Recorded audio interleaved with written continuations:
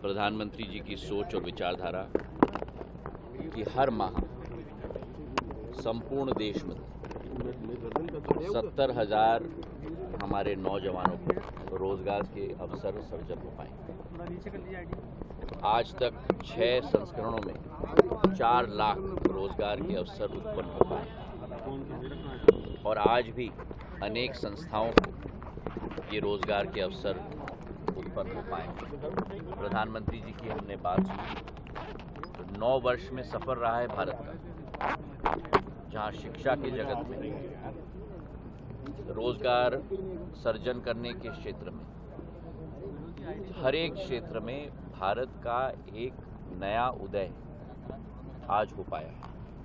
विश्व स्तर पर भारत की मान और सम्मान आज उल्लेखनीय हो चुकी है और उसी सोच और विचारधारा के साथ जो सफर हमको तय करना है, अमृत काल से शताब्दी काल, उसमें नौजवानों की सबसे महत्वपूर्ण भूमिका होगी। तो निजी क्षेत्र के साथ साथ सरकार भी आगे बढ़कर वो रोजगार के अवसर सृजन कर रही है। 2014 के पहले जब या तो रोजगार के अवसरों के लिए लाइन पे खड़ा होना पड़ता था और या तो ऑफिस के चक्कर खाना पड़ता है, आज मंत्रालय और मंत्री स्वयं हमारे नौजवान साथियों के समक्ष बैठकर उनको नियुक्ति पत्र प्रदान कर रहे हैं। तो मैं बधाई देना चाहता हूं हमारे नौजवानों को और ये उनकी उज्जवल भविष्य की कामना करता हूं और ये कामना करता हूं कि आने वाले दिनों में उनके द्वारा केवल मध्य प्रदेश का उत्थान, ग्वालियर का उत्थान नहीं, लेकिन पूरे संपूर्ण भारत का उत्थान उनके द्वारा। एलिवेटेड के लिए 970 करोड़ की राशि आपने स्वीकृत कराई है, क्या उसका आभार जताया? मुझे बड़ी खुशी है कि जो हमारा सपना था, प्रदुम जी की जो सोच थी, मुख्यमंत्री जी और हमारा जो सपना था, नरेंद्र सिंह जी और शेजवलकर साहब का सपना था, एक बहुप्रतीक्षित और असंभव कार्य आज ग्वालियर में संभव हो पाया है। एलिवेटेड रोड का पहला भाग मैं स्वयं मॉनिटर कर रहा हूँ हर हफ्ते पर और उसका अब दूसरे भाग की स्वीकृति कैबिनेट से मिल चुकी है।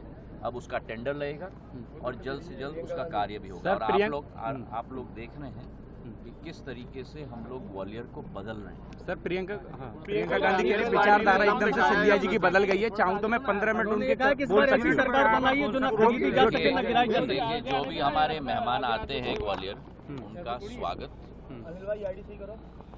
और स्वागत के साथ साथ शायद पहली बार ग्वालियर आई हैं तो उनका स्वागत सत्कार, लेकिन जो मंच पे दूसरे लोग थे शायद उनकी आंखों में अब ग्वालियर का बदलता हुआ सूरज झलक रहा है और स्वयं शायद देख पाए, लेकिन वे भी जैसे पूर्व में ग्वालियर में केवल मेहमान की तरह आते थे, आज कल के कार्यक्रम में भी वे लोग भी, कई नेता जो उस मंच को साझा कर रहे थे, कार्यक्रम समाप्त होते ही वापस चले गए हैं। शायद आपके जरिए वो दृश्य, बदलता हुआ ग्वालियर का दृश्य वो देख पाए। और अगर कांग्रेस की सरकार होती तो मैं आपसे प्रश्न करना चाहता हूँ, क्या ये सब संभव हो पाता? क्या एयरपोर्ट संभव हो पाता? क्या रेलवे स्टेशन संभव हो पाता? क्या एलिवेटेड रोड संभव हो पाता? चाहे आईएसबीटी संभव हो पाती? चाहे 1000 बिस्तर का अस्पताल संभव हो पाता? मुख्यमंत्री शिवराज सिंह जी की सरकार, प्रधानमंत्री जी की सरकार विकास और प्रगति पर केंद्रित है और उसका सबसे बेहतरीन उदाहरण आप और हम स्वयं गवाह हैं कि जिस तरीके से कोरोना काल में देखते हुए भी ग्वालियर बदल रहा है और आपका जो सपना था, आपके सुझाव जो आते थे मेरे पास, आज उन पर साकार रूप से हम लोग कार्य कर रहे हैं और बदलता हुआ ग्वालियर के गवाह आप लोग भी स्वयं। कहीं ना कहीं प्रियंका गांधी का सॉफ्ट कॉर्नर रहा आपको। भाई के नाम को लेकर कांग्रेस राजनीति कर रही है, पोस्टर लगाती है आपके खिलाफ। देखिए, गोविंद सिंह मन से आपके खिलाफ बोले। देखिए, जो उनकी भूमिका है वो निभाएंगे। जो लोगों ने इतिहास का एक पन्ना भी नहीं पढ़ा है, उनको जो कहना है कहने दो। मेरा कर्म, मेरी सोच, मेरी विचारधारा, मेरे परिवार की सोच ग्वालियर के प्रति समर्पित है, संभाग के प्रति समर्पित है, मध्य प्रदेश के प्रति समर्पित है और देश के प्रति समर्पित प्रियंका है। गांधी ने कहा और था- मुझे किसी को भी, खास करके मंच पे जो बैठे हुए थे, उन लोगों को मुझे अपना प्रमाण पत्र देने की ज़रूरत नहीं है। और अगर उनको इतनी चिंता थी तो मेरे पूज्य पिताजी को कांग्रेस में क्यों लिया?